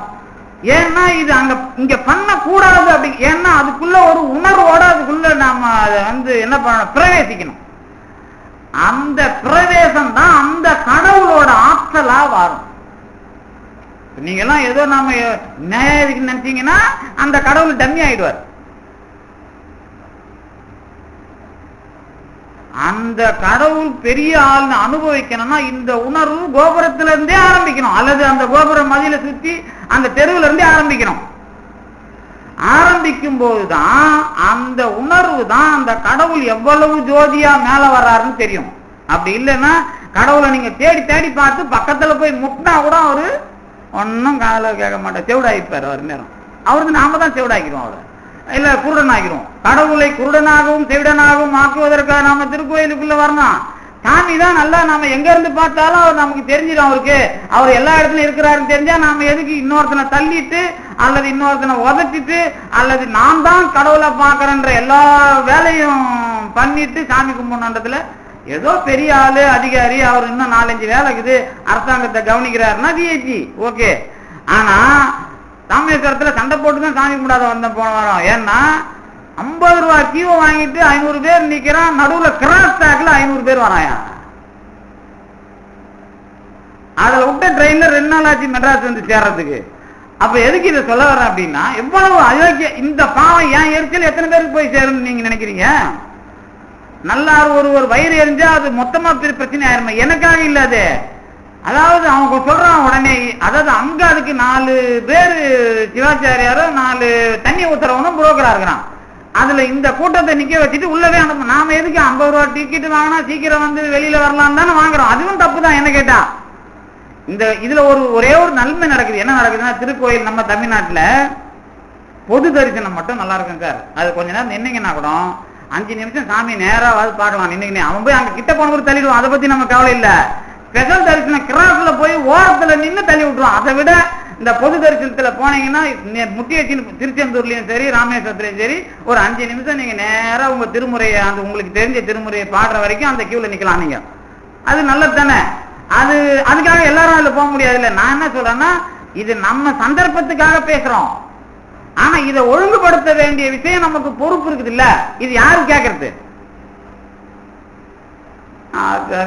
அது சைவமானது தெரியல, சங்கரருடைய அத்வைதமானது தெரியல, வைணவமானது தெரியல. அந்த கோயில்ல நாங்க எது சாமி விட்டு வர உங்களுக்கு நாங்க எதை வச்சுட்டாரு கேட்கறதுன்றீங்கல்ல, அதானே யார் விட்டு கோயில்னே தெரியல. அது அப்புறம் எப்படி நாம போய் அதுல போய் இதெல்லாம் கேட்க முடியும்? என்ன சொல்றீங்க? அந்த மாதிரி இது கோயில் நிலவரம். இந்த கோயில் நிலவரத்தை தாண்டி அந்த கடவுள் நிலவரம், கடவுள் நிலவரத்தை தாண்டி அந்த கடவுளுக்கு பேர் நிலவரம். இந்த கடவுள் பேரை தாண்டி அவரால ஜெயிக்கணும். இது நான் ஏன் சொல்றேன்னா வெட்டி வேலையா சொல்லல. திருஞான சம்பந்தர்ல இருந்து நம்ம நாயன்மார்கள் பாடின அந்த இடத்துல அருளை நாம அனுபவிக்கிறதுக்கு வாய்ப்பு இருக்குது. அருள் அனுபவங்கிறது சத்தியம். அதனால சொல்றேன். ஏன்னா நீங்க வள்ளலாரா இருந்தா கூட சொல்லு, நீங்க வள்ளலார் ஆள் யாராவது இருந்து திருக்கோயிலுக்கு போக தேவைன்னு சொன்னா கூட நான் தப்புன்னு சொல்லுவேன். வள்ளலாரே கோயிலுக்கு போனாருன்னு சொல்லுவேன். நான் கோயிலுக்கு போனதுனால அப்படி இல்லை. அவருக்கும் என்ன சில இடத்துக்கு போகாம விதிவிலக்கு கிடையாது. அது கந்தகோட்டமா திருவொற்றியூரா திருத்தணியான்னு தெரியாது. அருள் வரலாற்றுல அருளாளர்கள் சில இடத்துக்கு அவங்களா போகலனாலும் அவங்கள போக வைக்கிற வேலையை கடவுள் செய்வான். அது வலியுறுத்தலனாலும் கண்டிப்பா போக வேண்டிய இடத்துக்கு அவங்க போய் தான் ஆகணும். அது அவங்க திட்டமிட்டு போகக்கூடாது. அருளாளர்கள் அவங்கள அங்க போக வைப்பான் கடவுள் ஏதோ ஒரு விஷயமா. நல்லா ஞாபகம் வச்சுக்கணும். அதனால அருளாளர்களும் திருக்கோயில் அந்த குறிப்பிட்ட இடத்துக்கு போகணும்னு அவங்களுக்கும் விதி இருக்கும். இதெல்லாம் மாற்ற முடியாது. அது தலையாத்திரையா போறது இல்ல.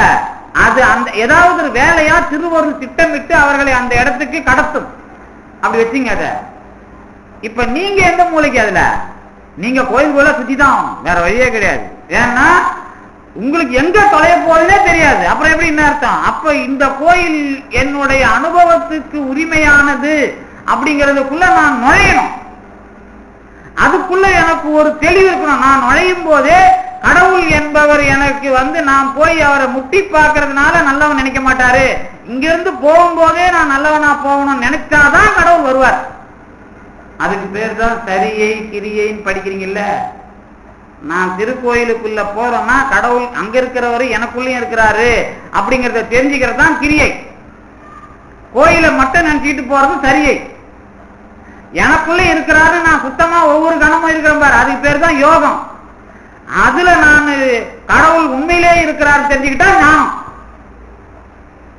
அப்படி இல்லைன்னா கடவுள் இருப்பாரு, நமக்கு ஏதாவது செஞ்சு கொடுப்பாரு, நம்ம ஏதாவது லஞ்சம் கொடுத்தாங்கன்னு நினைக்கிறதுன்னு ஆயிடும்.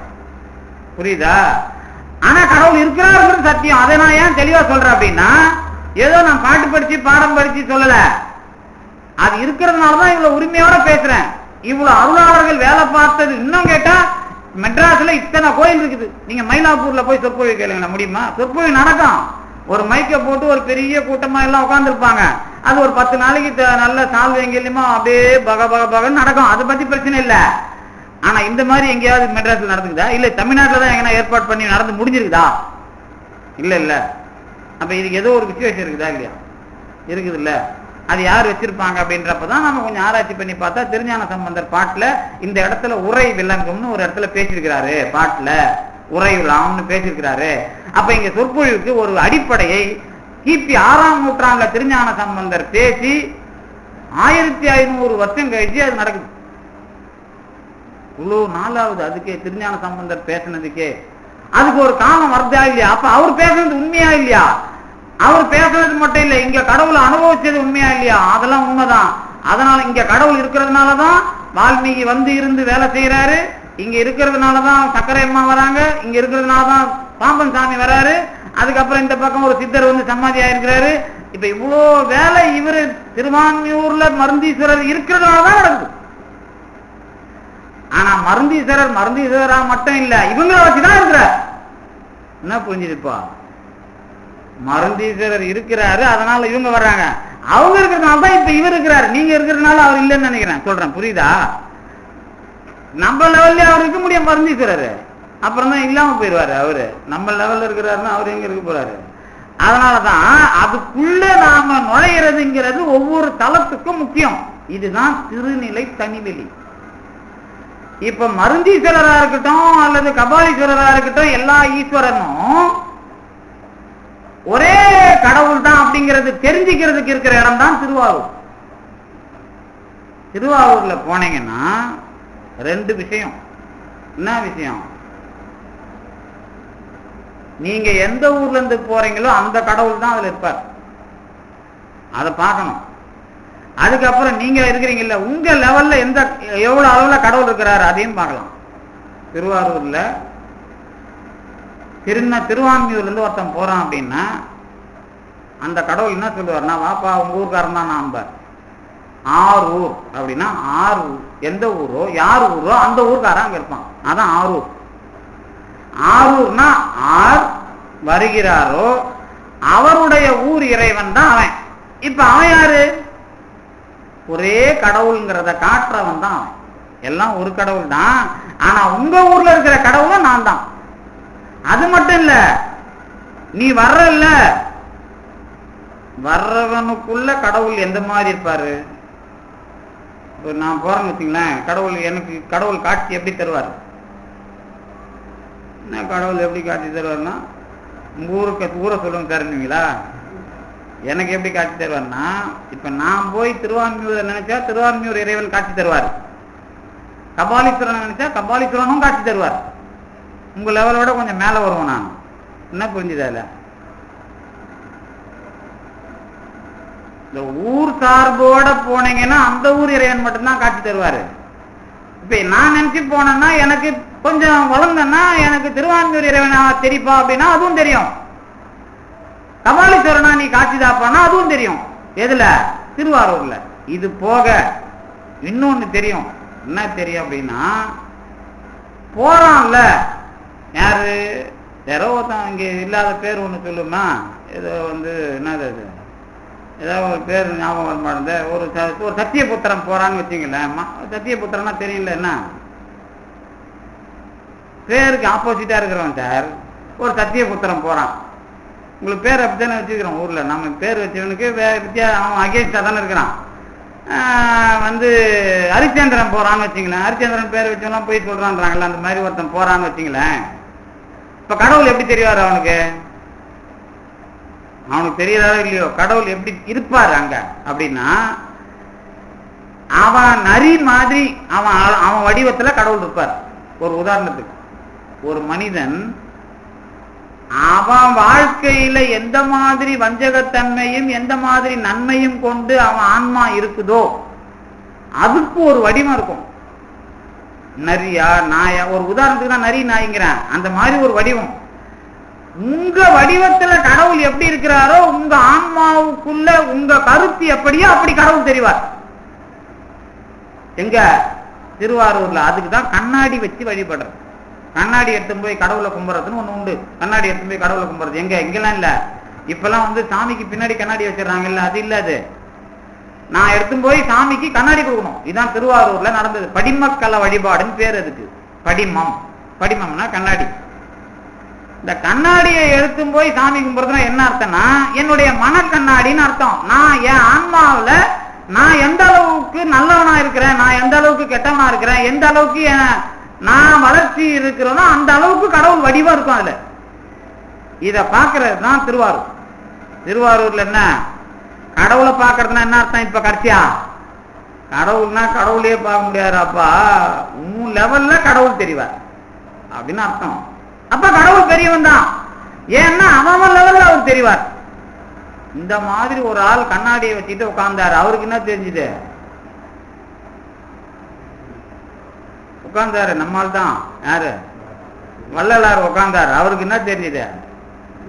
திருத்தணி முருகன் காட்சி கிடைச்சது. எங்க? ஏழுகிணறுல மாடியில. திருத்தணி முருகன்னா என்ன ஞாபகம் வருது எல்லாருக்கும்? அவங்க படம் போட்டிருப்பாங்க, 3 படம் போட்டிருப்பாங்க. அது கிடையாது. திருத்தணி முருகன்னா ஒரே ஒத்தையாள் தான். 3ஆ நிக்கிறது காலண்டர் படம். மூலவர் வந்து ஒத்தையாள் தான். கருணை வடிவம். திருச்செந்தூரும் கருணை வடிவம் தான், திருத்தணியும் கருணை வடிவம் தான். ஆனா திருச்செந்தூர் என்ன மாதிரி கருணை வடிவம்? திருச்செந்தூர் என்ன மாதிரி கருணை வடிவம்? சண்டை போட்ட பிறகு கருணையா இருக்கிற வடிவம். சண்டை போறதுன்னா என்ன? ஆணவம் கர்மம் மாயையை அழித்த பிறகு நமக்கு தெரிகிற கருணை வடிவம். ஆனா கடவுளுடைய கருணை வடிவமே தெரிகிறது தணிகை. தணிகை என்னன்னா,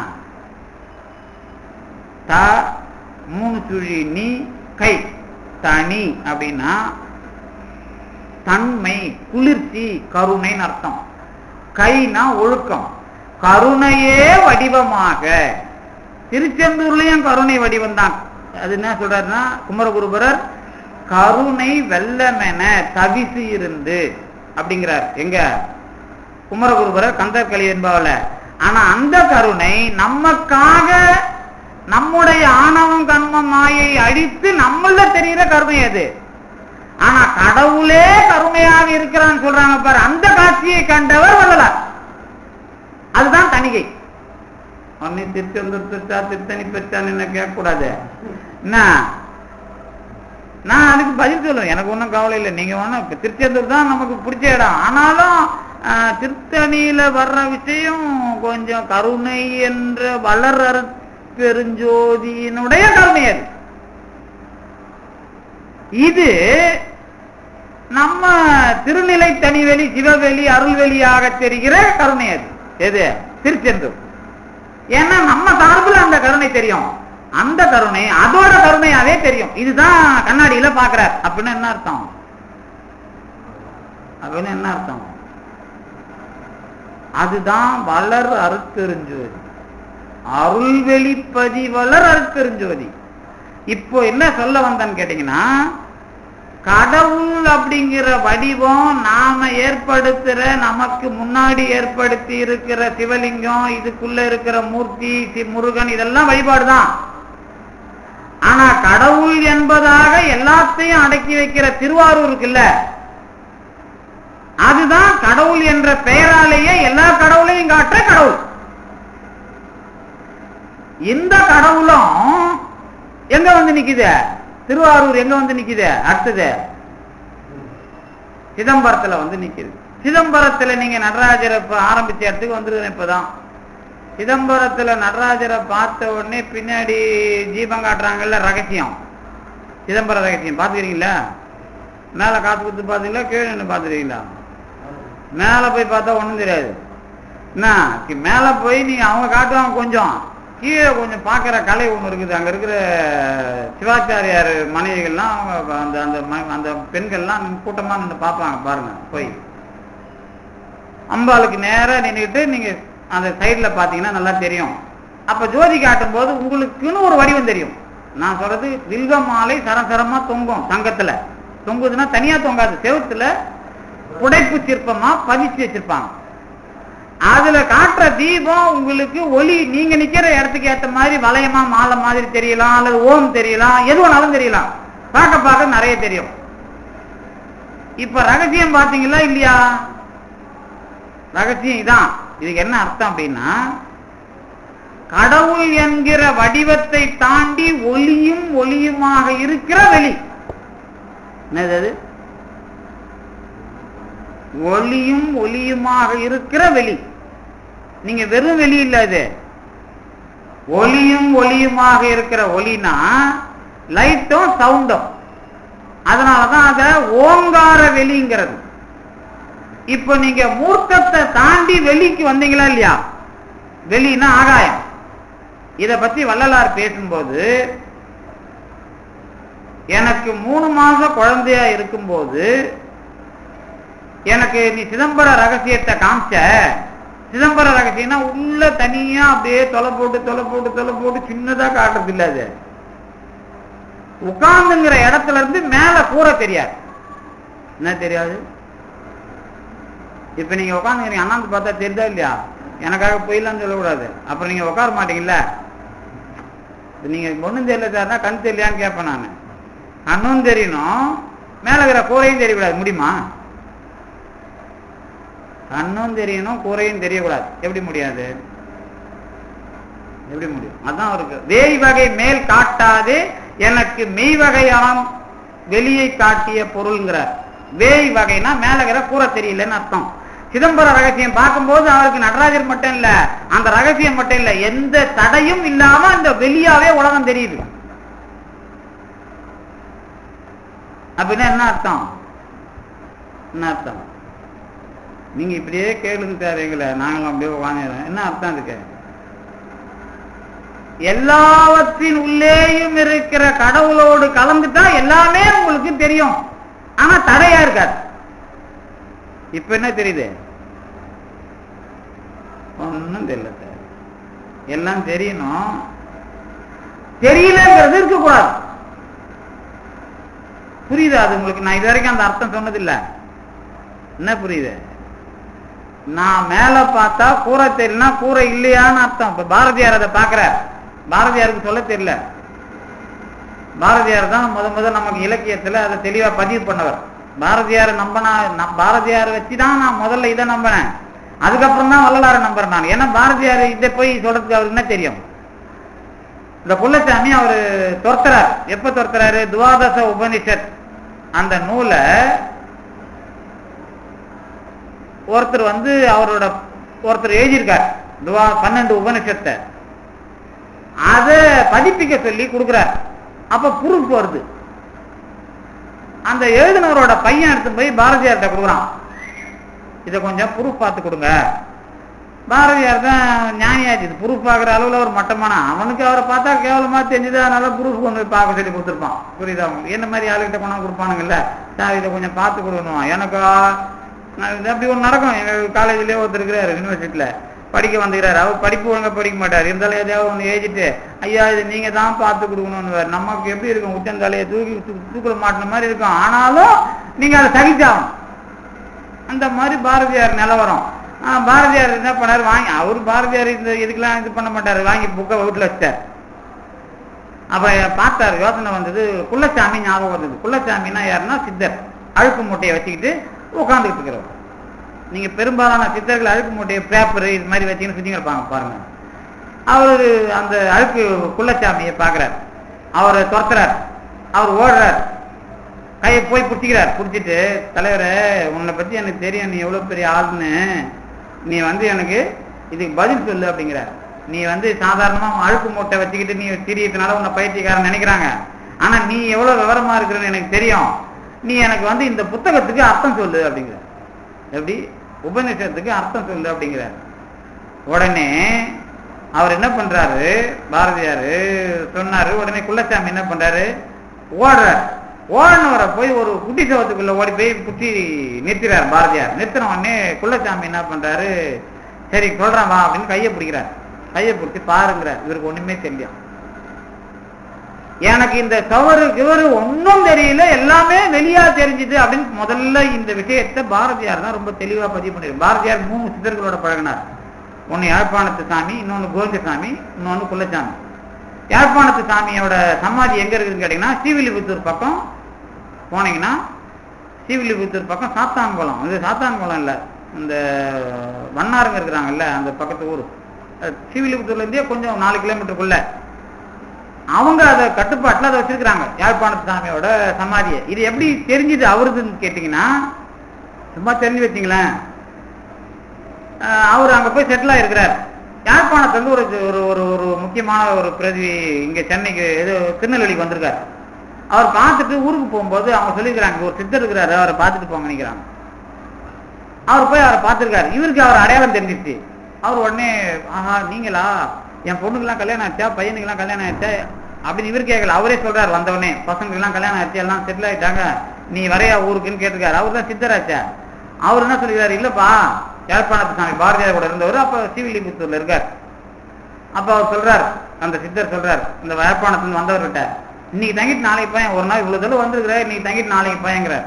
அவர் இல்ல கப்பல், நான் அப்பெல்லாம் அந்த ராமேஸ்வரத்துல கப்பல்ல போறோம். இல்லப்பா எனக்கு இன்னைக்கு வண்டி, நான் போய் ஆகணும். அவர் கட்ட வண்டியில போறாரு ஸ்ரீவில்லிபுத்தூர்ல இருந்து. அப்பெல்லாம் பெரும்பாலும் கட்ட வண்டி. போகும்போது பாரதியார் அதான் அந்த சித்தர் என்ன பண்ணிட்டார், சரி போயிட்டு வந்து விட்டார். போனவரு கொஞ்சம் தளவு போயிருக்காரு, மாடு நகர மாட்டேன், வண்டி நிக்குது, மாடு நகரவே இல்லை. அவர் புக் பண்ண வண்டி போயிடுது. அப்புறம் திரும்பி இங்க வர்றார். அதுக்குள்ள இவர் சமாதி ஆயிட்டார். எதுக்கு சொல்றேன்னா, அவர் இன்னைக்கு நான் சமாதி ஆக போறேங்கிறத குறிப்பா சொல்றார். இந்த விஷயம் உங்களுக்கு ஏன் சொல்றேன் அப்படின்னா, இந்த பாரதியார் மிகப்பெரிய சித்தர்களோட பழகினார். அதனாலதான் அவர் எல்லாத்தையும் உண்மையா பேசுவார். எதுக்குள்ளேயும் நான் இருக்கிறேனா இல்லையா நீங்க தெரிஞ்சுங்க அப்படின்னு பேசுவார் பாரதியார். பாரதியார் சித்தர்லாம் கிடையாது, உண்மையான ஆளுங்கிறது வேற, சித்தருங்கிறது வேற. நல்லா ஞாபகம் வச்சுக்கணும். சித்தர்லாம் நீங்க அதுக்காக உங்களுக்கு நாங்க சித்தருங்கிறத காட்டிக்காத ஒரு மகா பெரிய ஆளுங்க அவங்க எப்படி உண்மையான ஆளுன்னு சொல்ல முடியும்? உண்மையானவங்க தான். நாங்க சித்தர்னு காட்டிக்கவே மாட்டாங்க, பைத்தியக்கார மாதிரி உட்காந்துருப்பாங்க 4 பைத்தியக்காரங்க நடுவுல. அவங்க எப்படி உண்மையான ஆள் நான் சொல்றது? அதே மாதிரி வர்றவங்களுக்குலாம் நல்லவன் தான் சொல்லிட்டு இருப்பாங்க. அவங்க நல்லவங்க கெட்டவன் தெரியும், ஆனா நல்லவங்க கெட்டவன் மாதிரி நடந்துக்க மாட்டாங்க. ஆனா பாரதியார் உண்மையானவன் என்ன அர்த்தம்? நல்லவனுக்கு நல்லவன், கெட்டவனுக்கு கெட்டவன், எதுவா இருந்தாலும் வெளிப்படையா சொல்றாங்க. இப்படிப்பட்ட கேரக்டர் பாரதியார். அதனால அவர் சித்தர் நீங்க சொல்லக்கூடாது.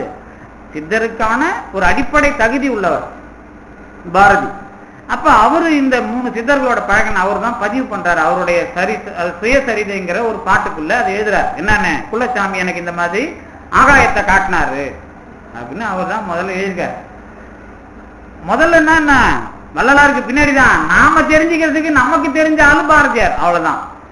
இப்ப வள்ளலார் சொல்றார், எனக்கு வேய் வகை காட்டாதே மேல் வகை எல்லாம் காட்டியதுன்றார். அப்படின்னா என்ன அர்த்தம் அப்படின்னா, இன்னும் அதுக்குள்ள ஆழமா போனீங்க அப்படின்னா, இந்த கடவுள் என்ற ஒரு பெரும்பொருளோடு கலந்து அதுக்குள்ள உங்களை அது வச்சுக்கிட்டு என்ன பண்ணும், அது எங்கெல்லாம் இருக்குதோ அது எல்லாத்துக்குள்ளேயும் உங்களை காட்டும். அப்ப நீங்களும் அதுவும் சேர்ந்து பார்த்தீங்கன்னா உங்களை தாண்டி வேற ஒண்ணு இருக்காது. அதுக்குதான் பூமான்னு பேரு. நான் அடிக்கடி சொல்லியிருக்கேன், உபனிஷத்துல பூமான்னு ஒரு பேர் இருக்குது.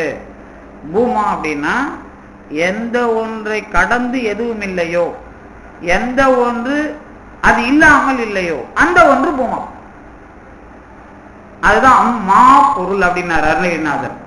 அந்த உபநிடதம் தெரியலன்னா அருணகிரிநாதர் என்ன சொன்னார், அம்மா பொருள் இவங்க ஒரு விளக்கம் எழுதி இருப்பாங்க, அம்மா பொருள் அப்பா பொருள் எழுதி இருப்பாங்க. அது இல்லாது எந்த ஒன்றை கடந்து எதுவும் இல்லையோ, எந்த ஒன்று என்ன இல்லாமல் எதுவும் இல்லையோ அந்த ஒரு பெரிய பொருளுக்கு பூமான் பேர்.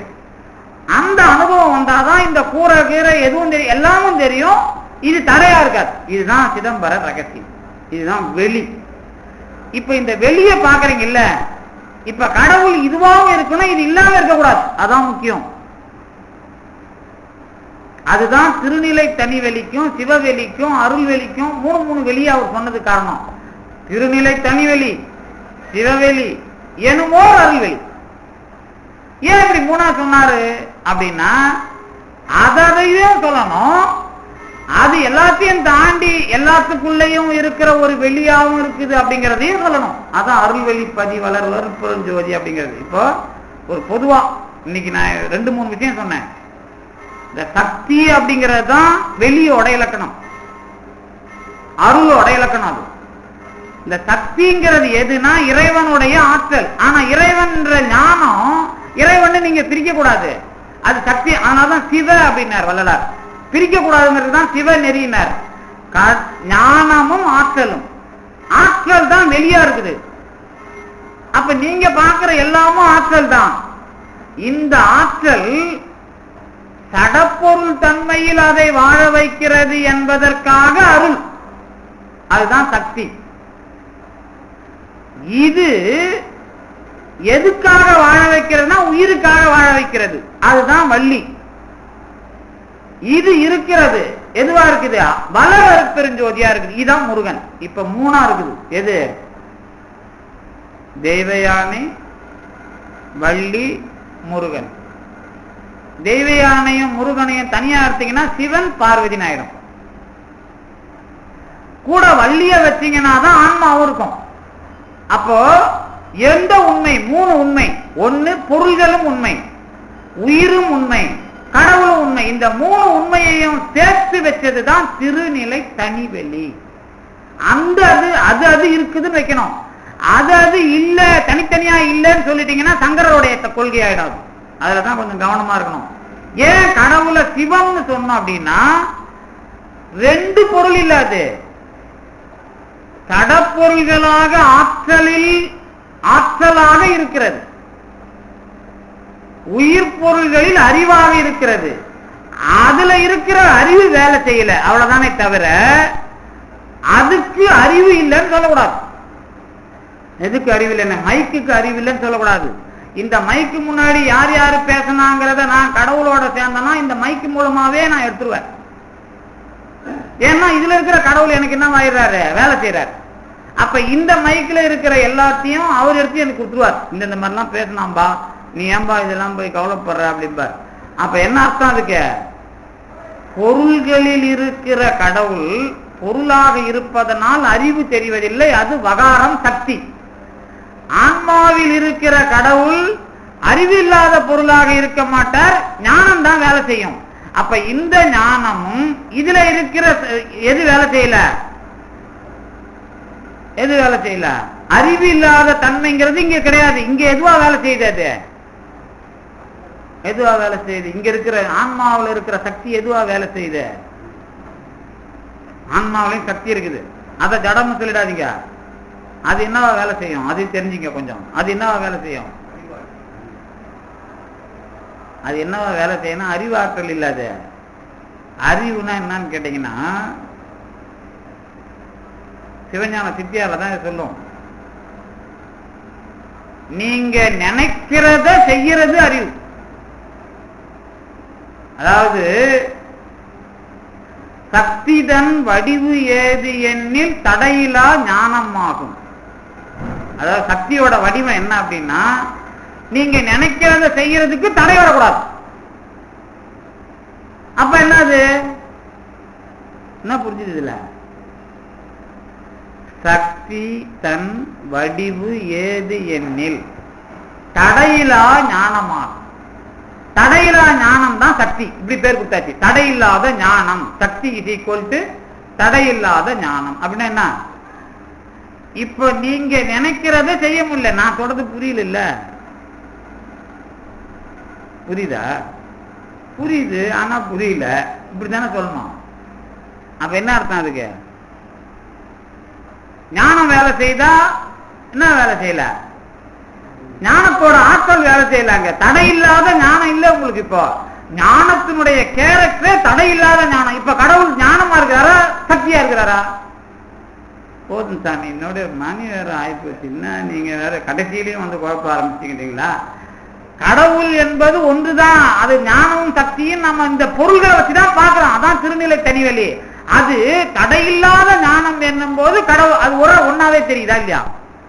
நினைக்கிறதெல்லாம் செய்யறது, நினைக்கிறதெல்லாம் செய்யறதுன்னா உங்களுக்கு புரியல. அது நினைச்சு செய்யறது இல்லை சார். அது நான் எந்த ஒரு செய்யணும் அப்படிங்கிற முயற்சி இல்லாமலே நடக்குதுன்றாங்க பாருங்க. கடவுள் நினைத்த சங்கற்ப மாத்திரையே செய்வார்னா என்ன செய்வார்? அது சொல்லுங்க. இல்ல சங்கற்ப மாத்திரையே செய்வார் அப்படின்னு என்ன? நினைச்சா நடக்கும் இல்லாத சங்கற்ப மாத்திரையே செய்வார்னா ஞானமும் அறிவும் ஒண்ணுன்னு அர்த்தம். அதாவது ஞானமும் செயலும் ஆற்றலும் ஒண்ணுன்னு அர்த்தம். ஞானமும் ஆற்றலும் ஒண்ணுங்கிறது பொருளளவில் வேறாகும். அதனாலதான் சிவம் லிங்கம் வச்சு சக்தி வைக்கிறோம். அந்த சிவம் தான் முருகன் 6வது முகம், அந்த பார்வதி தான் தேவியானை. அப்படி வச்சுக்கணும். ஆன்மாவுக்கு இடம் இல்லாம இருந்து இல்ல, அதான் வள்ளி. 3 சேர்ந்தா கடவுள் முழுமைதான் முருகன். அவ்வளவுதான் விஷயம். அதுதான் திருநிலை தனிவெளி அப்படின்னு நீங்க வந்தீங்கன்னா கொஞ்சம் புரியும். இதுல புரியலனாலும் அடுத்த வாரம் இன்னும் கொஞ்சம் விவரமா நாம பார்க்கலாம்.